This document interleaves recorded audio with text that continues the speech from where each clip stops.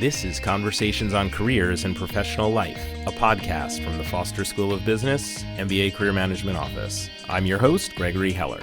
On each episode, I talk with guests from faculty and staff to students and business leaders about the skills and strategies that can help you design a professional life that you're happy with.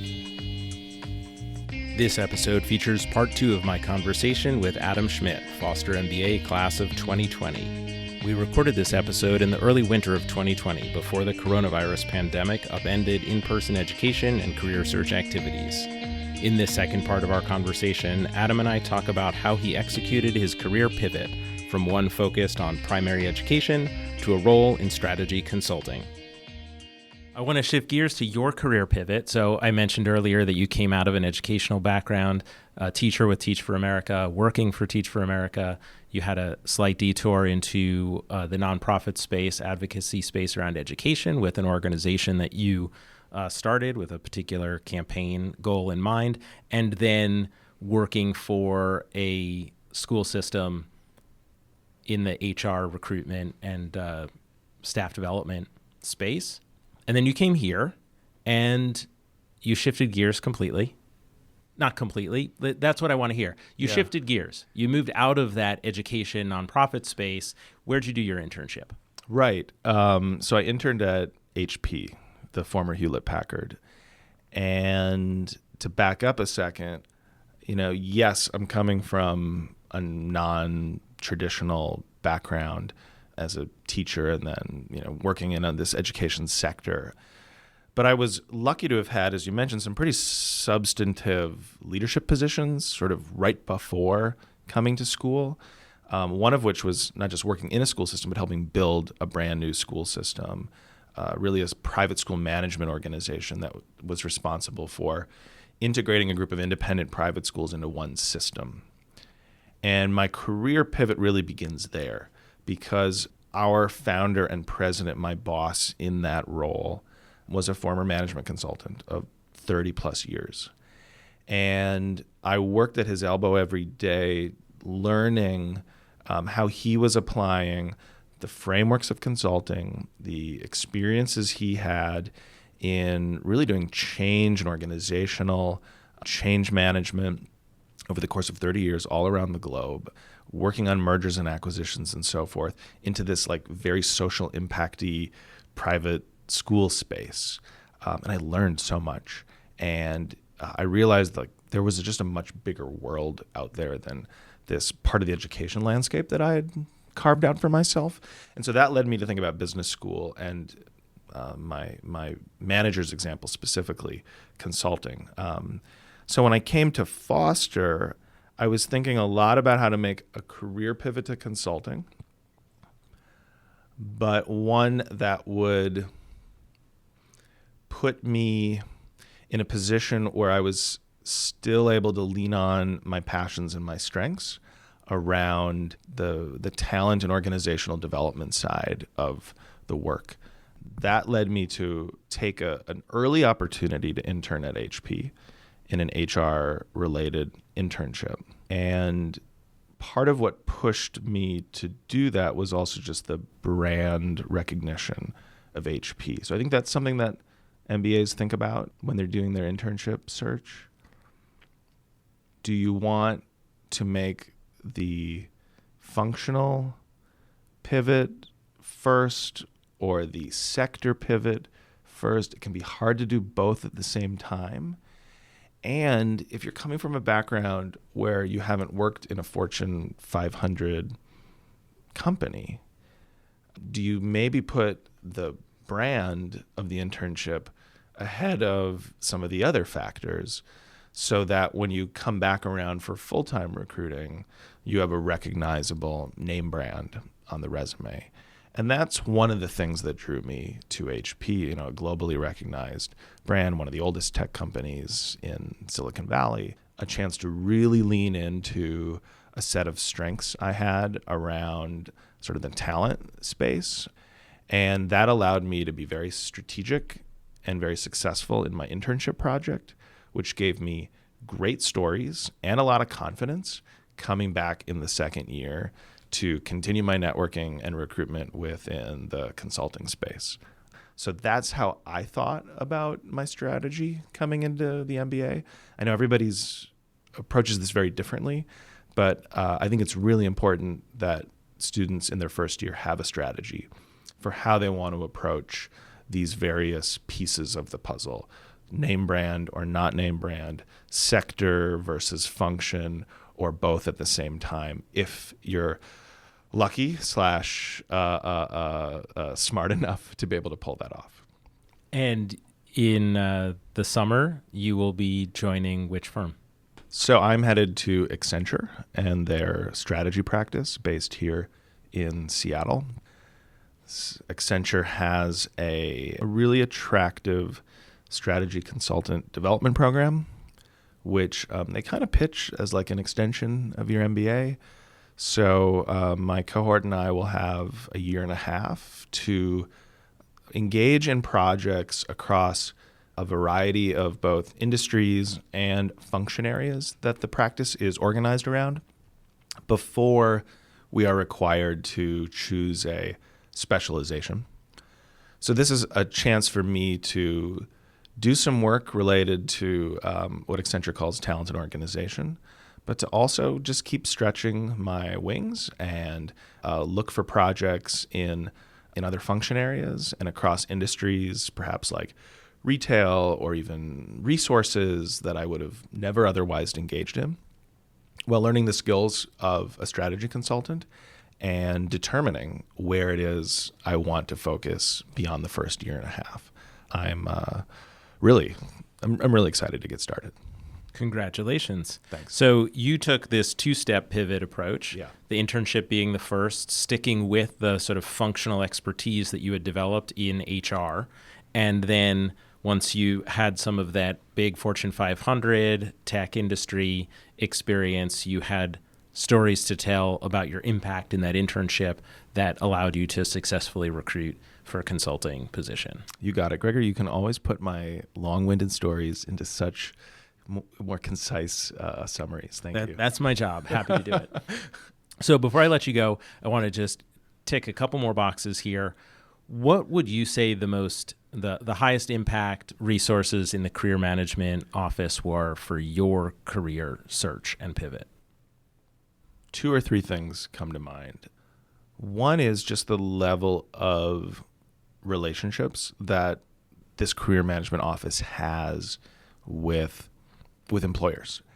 The ability to continue to bring really strong and growing and highly attractive employers to the program, and to keep growing that base and ensure that fosters, at the table with every other big important school and program in the country is critical. And this team does a really good job of that. And so that's not a resource per se, but it is, I think, the base on which all of this operates. Companies want to hire foster MBAs in large part because of the work that this team has done and continues to do. And then I think the resources here are the people. They're people like you, Gregory, and other coaches that provide just a really wide variety of individualized support. So, it might be sitting down with a coach and just making a strategy. I mean, I did a lot of whiteboard sessions with folks like Elaine last year in thinking through sort of in different scenarios, what's important to me, which kinds of companies make the most sense, how does that all line up to a long-term goal, not just like the post-MBA employment goal, but a goal 5 or 10 years from now, as well as more specific advice about how to approach a cover letter or an interview. I spent a lot of time with you this fall, helping to ensure that I was telling my stories in the best and most successful way possible. And so I think the people in this office, again, if you come prepared and ready to engage, are really a critical part of your search and employment process. Yeah, so you mentioned Elaine Knutson, and then I know that you met with other coaches. Almost all of them, probably. Yeah. And I think that that's one of the things that maybe also sets us apart from some other programs is that you're not limited to any one person, and you really can seek out an individual for their specialty. Yeah. Their either industry experience or from a coaching perspective, their coaching specialty, whether that's like storytelling, which is one of mine, or the strategy because of the deep experience that they have, case interview prep and so forth. Right on. And I think the third resource is what your team recognizes you don't have and bringing in outside support. So the number of workshops available to us, whether it's on product management or consulting and case interview preparation, is a really a valuable extension of all of you, and has provided students, provided me the resources to do a lot of this preparation and work outside of the career office in a successful manner. So a specific example of that might be the membership to management consulted resources this year, where my classmates and I were able to pull from literally hundreds of case interview examples and spend a lot of evenings and a lot of weekends interviewing with each other on a wide variety of case types and styles and difficulties and so on. So there are resources available beyond this office that are made available by this office and have been really important to me. So I'm wondering if there are any other resources outside of the school, whether maybe it was a book or a podcast, a magazine, journal, that you feel really helped you, and it's like the tip that you'd like to give another MBA. So I can't think of a specific book, and in fact, I haven't done as much personal reading in the MBA as maybe I've wanted to. But there are a number of online resources that I think are valuable for any business student, particularly folks interested in consulting. So through the school, you can get access to the Financial Times. As a student, you can get a discount to the Wall Street Journal. I think that's the bare minimum. Like, all MBAs should be reading that stuff on a regular basis. It helps, going back to our credibility conversation, like these are the things that help you build credibility in the classroom and with employers as you're having these coffee chats and interview conversations. There are a couple of other specific resources. Ben Thompson writes a blog and a newsletter called Stratechery, and I pay for a subscription to that. I forget exactly what the monthly rate is, but he's a really strong strategist and writer, particularly on the tech sector. And I get his email every morning as a subscriber, and it's one of the first things I read, and it really has helped me think differently and more strategically about sort of all the noise in the news. And from a podcast perspective, as well as a blog perspective, there's a professor at NYU named Scott Galloway, and he does a weekly podcast with Kara Fisher on the Recode platform. Do you know the name of their... I don't have my phone in front of me. I don't. And I'll put it in the show notes. Yeah. He's also starting another podcast as well that I've listened to a couple of the sort of proto episodes Right of. on. I'm a big fan of his book, The Four. Yes. And his latest book, The Algebra of Happiness. Yeah, he's become really prolific in the last few years. And his blog is called... No Mercy, No Malice. Yes. And that is excellent. I find myself cracking up when I read it. Yeah. And really powerful insights into what's happening in business and tech. And there's no subscription fee for his stuff. And again, another voice that helps sort of aggregate a bunch of noise and give you a very strong opinion on, the strategy that a particular firm is taking and whether Scott thinks it's good or bad. He doesn't pull any punches. No, and you don't have to agree with him, but it really helps, I think, integrate a lot of what you learn in the MBA, particularly between finance and strategy, and more importantly, challenge the way you're thinking about the news you're reading or potentially about the future work that you might be doing. So I would recommend those as part of a regular diet to anybody in the MBA program. I think we'll leave it there. Thank you so much for coming in and having this conversation on careers and professional life, Adam. I look forward to seeing you around over the next few months and back here as an alum. Someday soon. Thank you, Gregory. Okay, take care. Adam highlighted some of the important considerations that students need to make when they're creating their career plans, especially if they're trying to make a dual pivot, one where they're changing industry and career function. In Adam's case, he's stuck with a functional area similar to that which he'd been in, but changed industries completely. In doing so, he managed to intern at a Fortune 500 global tech company. The experience of that internship helped him showcase his skills and impact during fall recruiting. Adam started working on how he would tell the stories of his summer internship before the internship had even ended, and he certainly worked with me and my colleagues in career management in late August and early September before the second year of the MBA program had even begun.